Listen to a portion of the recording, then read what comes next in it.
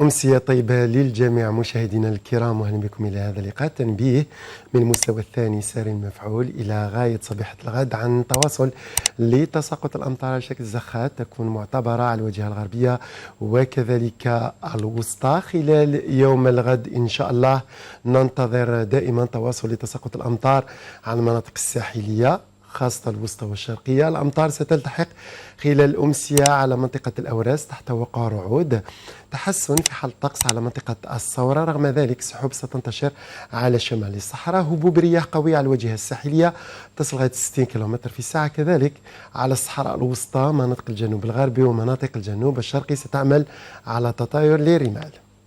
درجات الحرارة خلال ليلة اليوم طقس بارد على الهضاب خاصة الغربية مع درجة واحدة دون الصفر.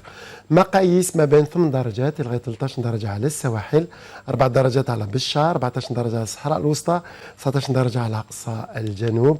أما خلال الظهيرة إن شاء الله درجة الحرارة القصوى في تراجع مع تسرب الهواء البارد تقريبا على كافة المناطق الشمالية خاصة على الهضاب، 7 درجات فقط على السعيدة، 16 درجة على العاصمة بجاية جيجل سكيك دعنبة والطرف.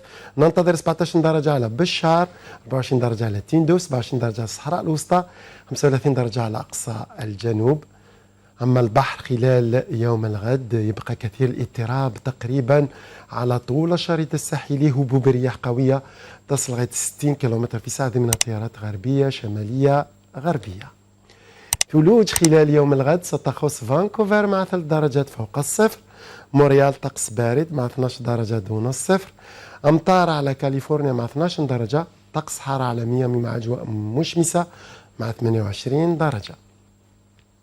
غروب الشمس ليوم الغد نهاية الأسبوع على مستوى العاصمة سيكون بحول الله في تمام 6:38 دقيقة.